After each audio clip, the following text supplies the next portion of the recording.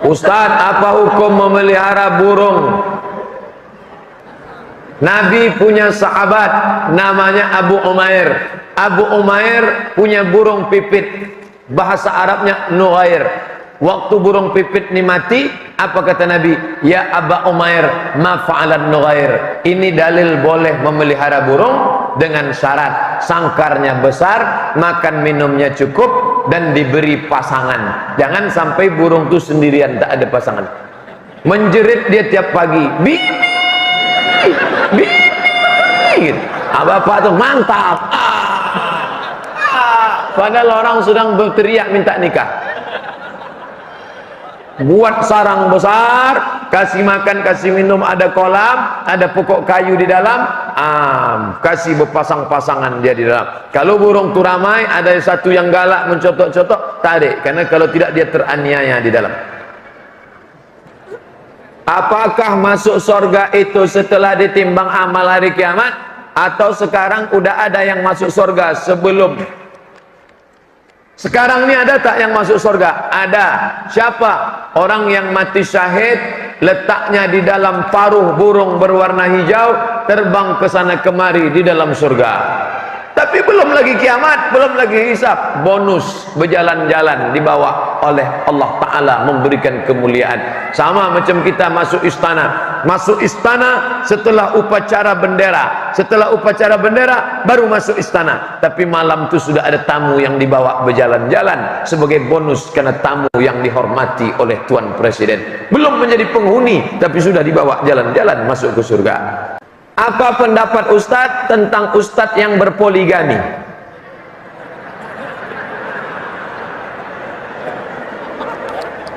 Fankihu ma taba lakum minan nisa. Nikahilah perempuan yang baik-baik. Berapa orang? Masna wa sulasa wa ruba.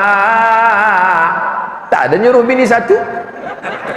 Masna wa sulasa wa ruba.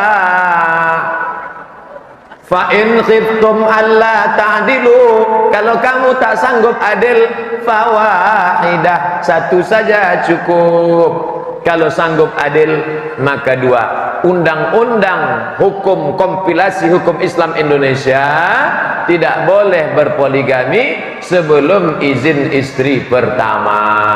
Istriku, izinkan abang nikah lagi. Ini suratnya, tolong kau tanda tangan. Ditanda tangan aku yang bertanda tangan, di bawah ini aku ikhlas suamiku nikah lagi. Dibawalah ke pengadilan. Sampai di pengadilan hakim mensahkan, barulah Pak Kua bisa menikahkannya lagi. Nah, masalahnya apakah ada istri yang rela suaminya nikah lagi? Ada? Di mana? Di Pekanbaru. Ada seorang Ustaz Somad, tengok Ustaz itu pergi undangan, itu bini pertama, itu bini kedua. Loh, kok bisa dia nikah? Yang menikahkan bini kedua itu bini pertama. Kenapa bisa begitu? Karena bini pertama itu tak tahan, suami ini 300 tenaga kuda. Daripada suamiku berzina, kata dia, tak ikut nikah. Adakah Ustaz punya keinginan berpoligami?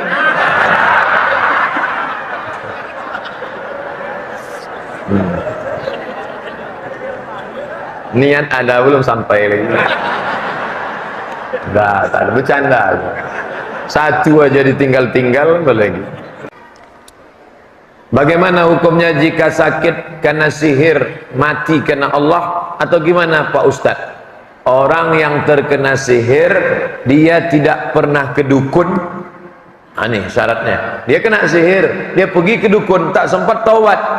Man atakahinan, siapa yang datang ke dukun, fasaddaqahu bima yaqul, lalu dia percaya kepada cakap sedukun, falam tuqbal lahu salatun arba'ina lailah, tak diterima salatnya 40 hari 40 malam. Hadis kedua, man atakahinan aw arrafan, siapa yang datang ke dukun, fasaddaqahu bima yaqul, percaya dia pada cakap dukun, falam faqad kafara bima unzila ala Muhammad, kafirlah dia terhadap apa yang diturunkan kepada Sayyidina Muhammad. Oleh sebab itu sabar dia, berobat dia dengan ruqyah, membaca ayat-ayat Allah, maka mati dia, mati dalam keadaan syahid. Orang yang mati dalam keadaan disihir, santet, magic, begu ganjang, 7 Apalagi black magic, maka dia mati syahid. Walaupun kita selalu berzikir, Allah belum memberi kesembuhan Pak Ustaz. Sebelum tidur malam, ambil wudhu, solat sunat witir 3 rakaat. Ayat pertama Sabbihis, kedua Kulya, ketiga Kulhu. Kalau tak hafal, Kulhu 3 kali. Kul. Habis solat, baca Al-Fatihah. Setelah Al-Fatihah, pangkal Al-Baqarah 5 ayat, wa ulaika humul muflihun. Setelah itu ayat kursi, setelah itu ujung Al-Baqarah 3 ayat dari lillahi mafis, kul huwallah 3 kali, kul bil falaq sekali, kul bin nas sekali, 7. Saya ulang balik, Fatihah sekali, pangkal Al-Baqarah 5 ayat, ayat kursi, ujung Al-Baqarah 3 ayat, kul huwallah 3 kali, kul bil falaq sekali, kul bin nas sekali. Tiupkan ke air, tiupkan ke air. Habis itu diminum.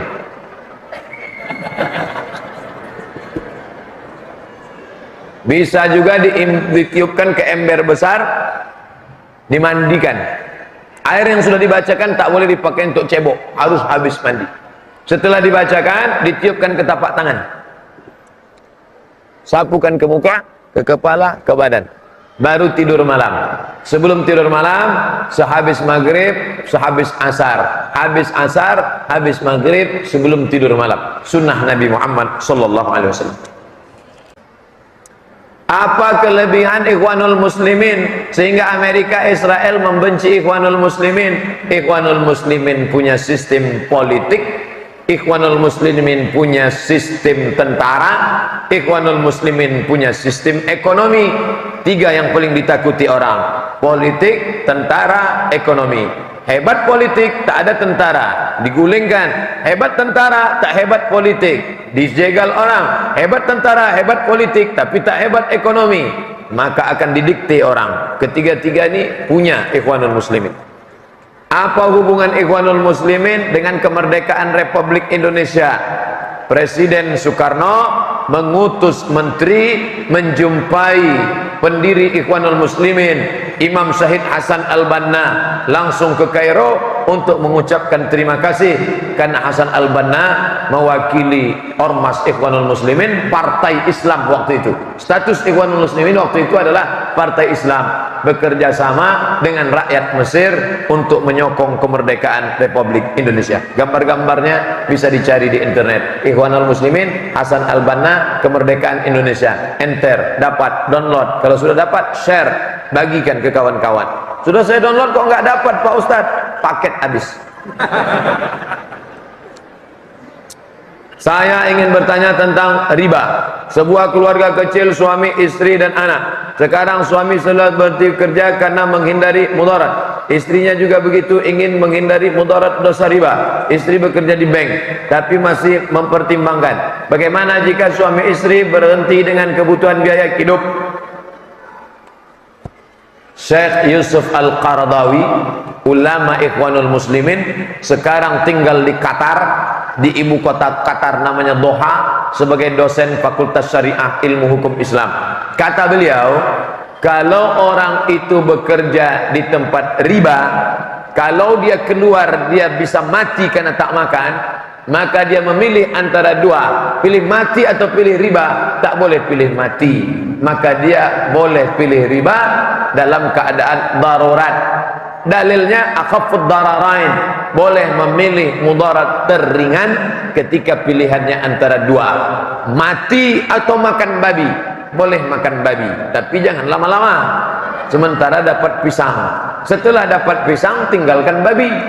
Begitu juga dengan ini. Sementara kau dapat kerja yang layak, kerja dulu di situ, alasannya mudarat. Setelah itu barulah pindah. Mudah-mudahan Allah berikan kerja yang layak, insyaallah. Amin ya rabbal alamin. Bagaimana hukumnya seorang khatib Jumat menyampaikan khutbahnya sambil mengangkat-angkat atau menggerak-gerakkan tangannya?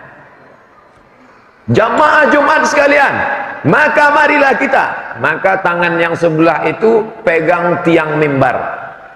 Khutbah saya terakhir di Masjid Namirah, tangan sebelah kanan megang tiang mimbar, biar jangan bergerak-gerak dia. Tangan yang sebelah kiri memegang tongkat. Ada tongkat kan? Ah, itu tongkat. Kalau tak ada tongkat, pedang. Zaman Nabi dipegang tongkat sama pedang kayu supaya jangan bergerak-gerak. Tongkat tak ada, mimbar tak pula bertiang. Akhirnya dia bergerak. Apakah khutbahnya batal? Tidak batal. Tidak batal. Ini hanya sekedar adab saja. Karena adab sebaiknya telunjuk tidak bergerak. Ini tentang masalah. Kecuali ada lafaz tentang doa. Ada hadis menyebut Nabi menunjuk. Allahumma firlil muslimin wal muslimat, atau kita menunjuk Allah, Allahu Akbar. Nih. Makanya kalau anak-anak muda ngajak berfoto, Pak Ustaz, jangan gini. Ini artinya I swear, bersumpah atas nama Tuhan, agama lain. Ibu-ibu kalau gini bahaya, artinya jadikan aku yang kedua.